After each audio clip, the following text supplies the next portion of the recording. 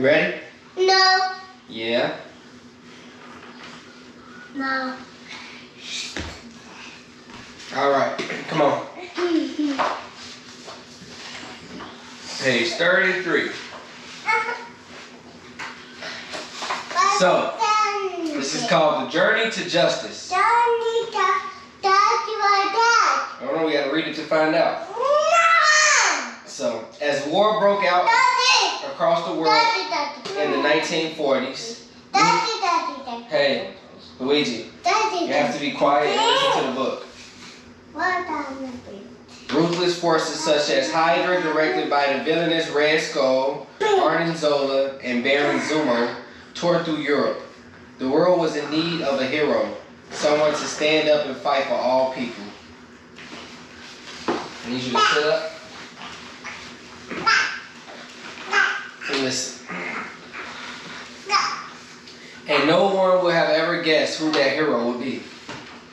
Mommy, what? I was on the page. Turn the page. That's about my people. In the borough of Brooklyn. My people, Daddy. We're gonna play with this later. Oh. We're gonna play with it later. Right now we're reading. In the borough of Brooklyn, in the great city of New York, Steve Rogers sat dismayed in the newsroom he watched in his local theater. Every week the news gets worse. Steve said to himself, I can't let my friends fight these battles alone. He had to help stop the growing tide of evil. Oh, there you go, Luma. So though he was small and suffered from asthma, Steve Rogers desperately wanted to help fight for what was right. Sorry, the recruit officer said. There's nothing I can do. Next, the army saw only Steve's size and age, but he wouldn't stop Steve Rogers. What happened, Daddy? What happened? Yeah, I'm trying to crawl up in now. Don't worry about it. I'll pick it up in just a second. On his 17th attempt to enlist in the army, Steve was admitted. He was greeted by Dr. Estrin, who said, "Welcome to Project Rebirth." Dr. Estrin had one goal: to create a super soldier. A super soldier? Steve said hesitantly.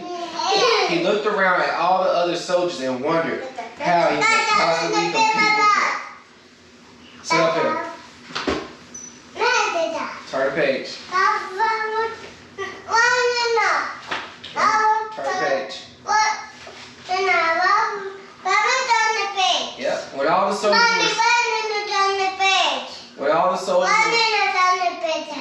let Luna turn the page? Okay. When all the soldiers were sent on long runs, Steve was always in last place.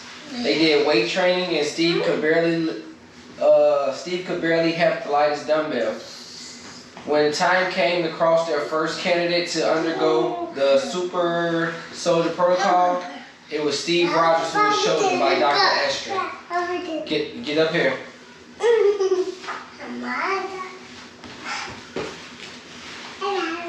You never give up, Steve. You believe deeply in fighting for freedom and protecting those who can't protect themselves, said Estrin. This is why I have chosen you. Next page.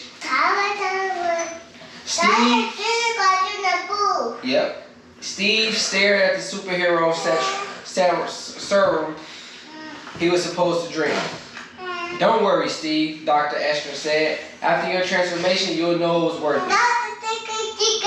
Yep. Steve drank the secret formula and was bombarded with Vita rays. Within seconds, the transformation was complete. And where a 98-pound weakling once stood, now towered the world's first super soldier. Captain America was born. Steve wasted no time getting straight to work, fighting for freedom across the globe. He helped to turn the tide of the war and beat back the evil forces running wild. You soldiers have braved the front lines, Captain America told the troops. Today I fight with you, and we will honor our country and our cause for freedom. Luigi, we listening to this. Just don't say what. Captain America was joined by Bucky Barnes, his trusty sidekick. Bucky was the bouncy, happy-go-lucky one of the two.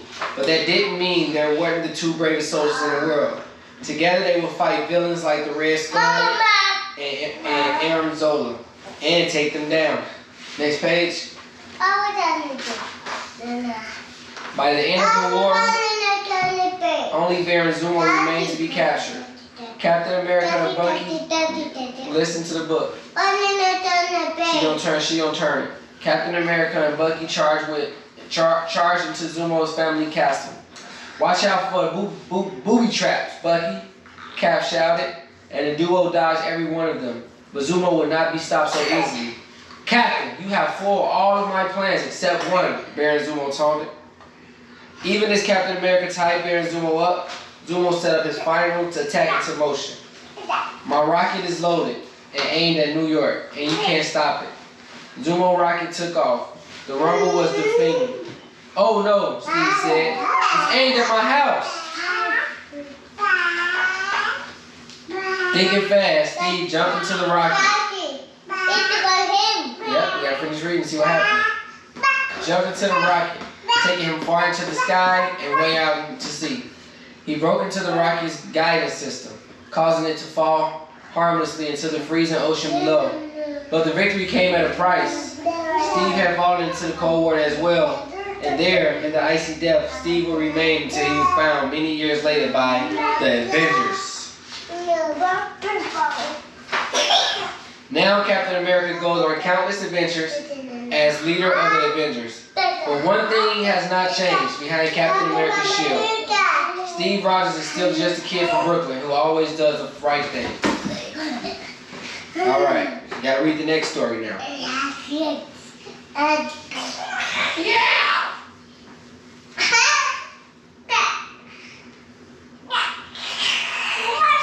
Don't hit me in the face, Lona. She hit me in the face. Alright.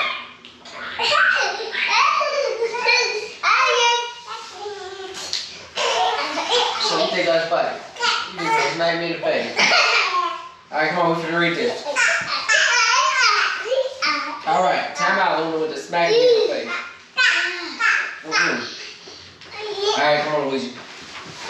So, boom! A tremendous noise echoed through the streets of New York City. The ground shook so hard that car alarms went off and stray cats hid under dumpsters. Spider-Man looked down, his spider sense on high alert. He immediately spotted Iron Man fighting a strange, feathery villain. It was Spider-Man's old enemy, the Vulture. Spider-Man swooped in to help. Flying through the city, Iron Man blasted the Vulture, with Spider-Man swinging close behind.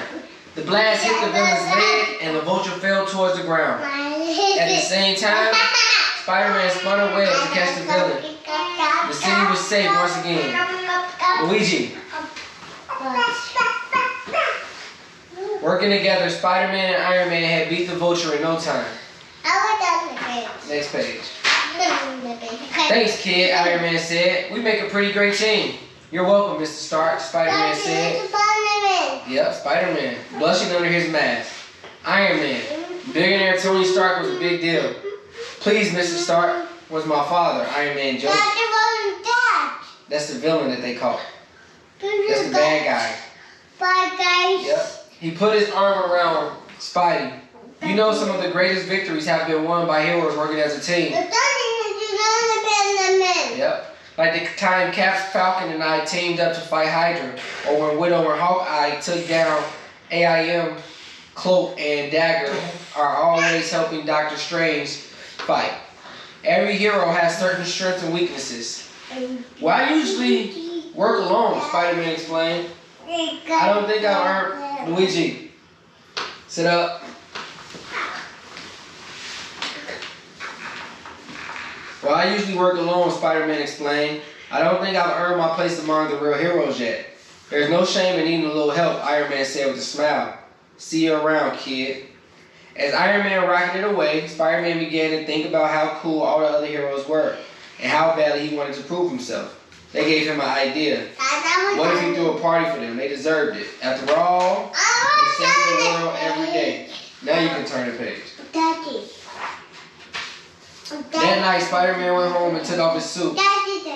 Yep, at home he could be just regular old Peter Parker. The more Peter thought about it, the better he liked the idea of throwing a party for the other heroes. A great party would definitely impress the Avengers, he thought. Peter immediately got to work. He wrote invitations to all the superheroes he could think of. He knew Central Park would be the perfect place to host a party. He'll bake a cake and maybe even make a piñata. It was going to be awesome. Peter's invitation made his way to... Yep, that's a bad guy. Peter's invitation made their way to every famous superhero in the world. But one invitation made its way entirely by accident through a rogue wormhole right into the hands of Thanos, the cosmic supervillain. All of Earth's mightiest heroes are one place, Thanos said, reading the invitation. This is my chance to destroy all of them in one blow. Uh-oh. Next page. The party started out great.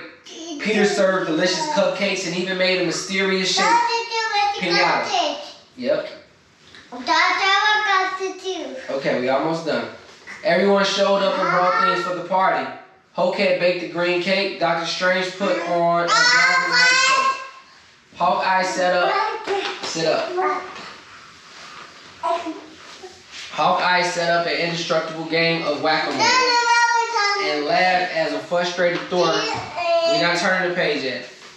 And laughed as a frustrated Thor whacked away it with his hammer.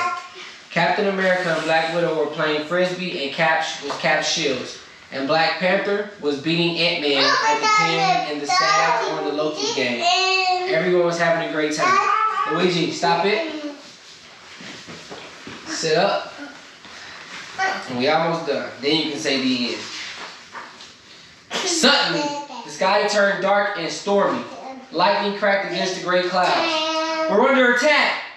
Captain America shouted as thousands of alien boards started raining down on Central Park. It's the Chitauri, Black Widow yelled. Every hero leaped into action. The scene fell into chaos as the world's greatest heroes battled the galaxy's furious enemy. With the zap of her, With a zap from her electrostatic cuffs, Black Widow took out several cyborgs while Thor. Luna. Pause on the daddies for a second. Thor plowed through another dozen with his hammer. Iron Man and Captain America blasted Chitauri's to pieces. Black Panther Luigi slashed at them with his vibranium palm. And as for Hulk, well, Hulk snapped. Hey, you don't scream. Spider-Man watched them all. Every hero was needed in this fight, and that included him. He threw himself into the battle, firing with at lightning speed. Luna.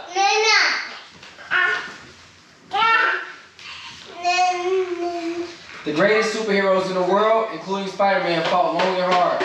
Soon the tide of the battles were turning. Falling cyborgs littered the ground. But then, when the mighty crack, the sky split open and Thanos appeared. Spider-Man's heart sank. The Chitauris were bad news, but Thanos was way worse. The world was really in trouble now. I got him, Captain America. But Thanos saw Cap charging and smashed him backwards. Then Black Panther leaped at Thanos. We're reading this. Kicking powerful, but the blow bounced right off Thanos' chest. Doctor Strange's magic couldn't contain the massive villain, and even Hawkeye's sharpest arrow bounced harmlessly away. One by one, the heroes were defeated. Then Spider-Man remembered what Iron Man had told him. Some of the greatest victories have been won by heroes working as a team. That's what they needed. None of them could defeat Thanos alone. But when they teamed up, everybody. Spider-Man cried, "We need to work together." With Spider-Man leading the assault, the heroes all fell in. Each hero brought his or her greatest strength to the fight. We need to reverse the portal, Spider-Man realized. Come on, heroes. Let's knock this tough Titan into oblivion. Stop it. We're not turning the page yet. When a superhero worked as one, they were an incredible army. In the furious battle Central Park have ever seen, Spider-Man and his heroic friends banished Thanos to a far-off dimension in the multiverse. Yep. The world was safe. Teaching me my own words of wisdom? Iron Man asks. Slinging metal clad arm around Iron Man's Spider-Man's shoulder. That's a cake. Okay. You're a pretty smart kid. Yeah, maybe even smarter than you, Spider-Man smiled. Hey now, don't get crazy, Iron Man replied. Spider-Man had finally won his place among the greatest heroes of the age. But it wasn't on his own. Spider-Man teamed up and saved the world. The end. Don't throw it. Luna, say bye-bye. Say bye-bye. Bye-bye. Say bye-bye. Papa. Say bye-bye. Papa. Papa. Bye-bye. Daddy. Go ahead, show me you can take some steps, Luna. Show me your steps. Son, watch out for my daughter next time. Show me your steps, Luna. Go ahead. I'm gonna let you go. Go ahead. Show them.